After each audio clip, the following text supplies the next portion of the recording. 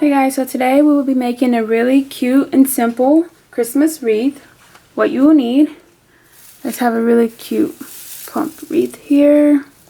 You can use this kind, or you can use like the grapevine, or even just whatever kind of wreath you want to use. I also have some really pretty glitter tulle, and this is just a little like decorative pick embellishment sort of thing that I had that I decided to add in.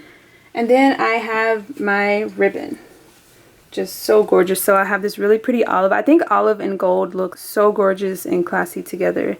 So I love those two colors together. So this is like a sheer olive, 1.5 inches in width. And then this is 2.5 inches in width. It's like olive but gold trimmed.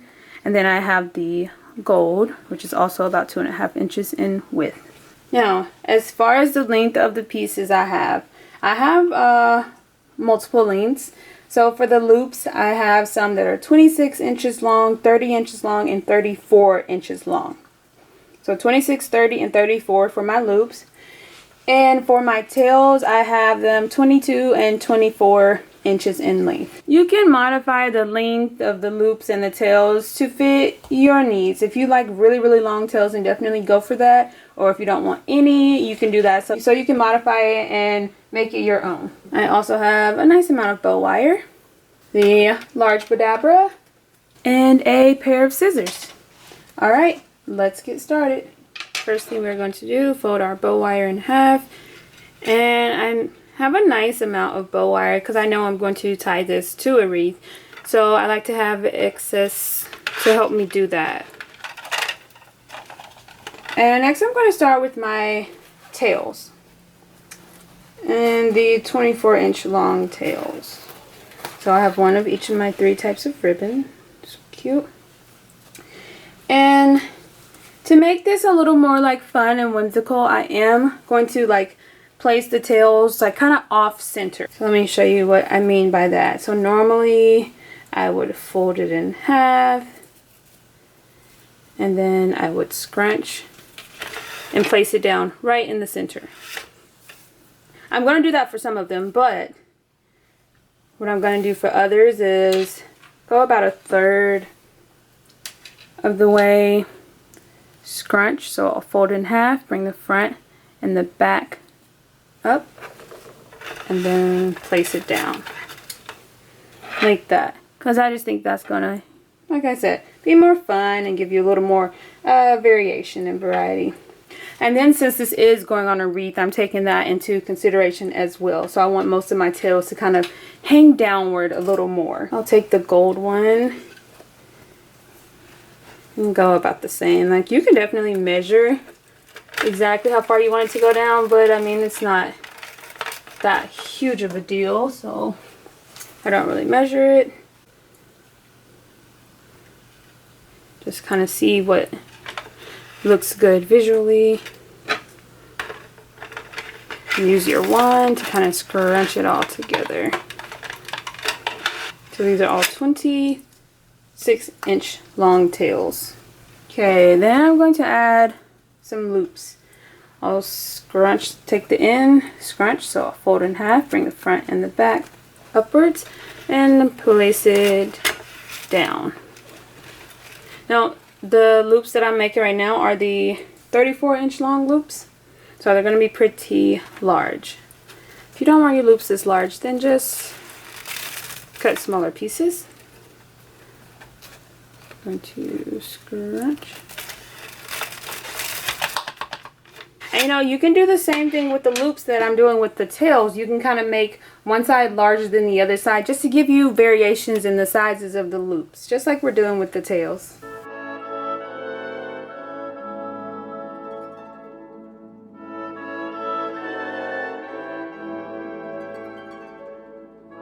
But instead of placing it down in the center, I'm going to go a little off center slightly.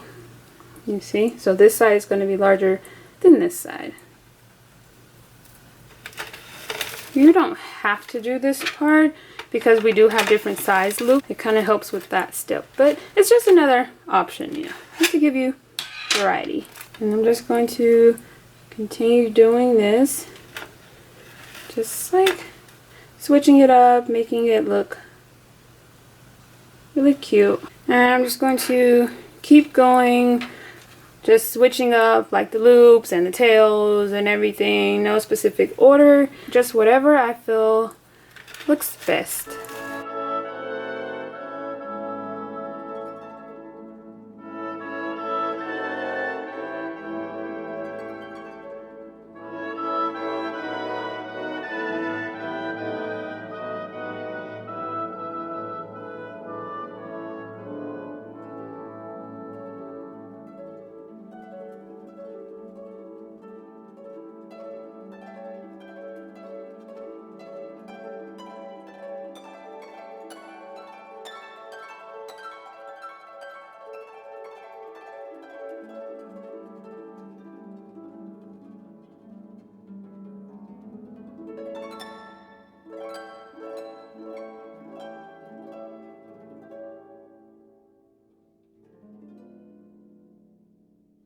It's getting pretty large.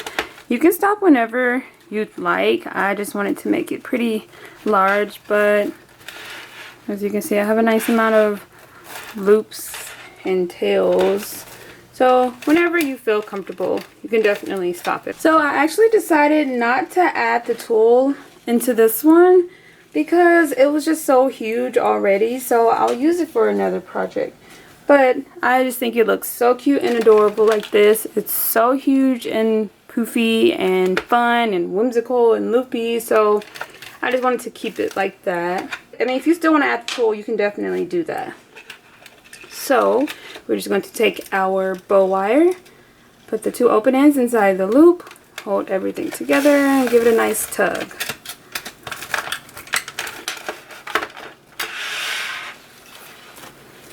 Then we are going to tie in a knot a couple of times.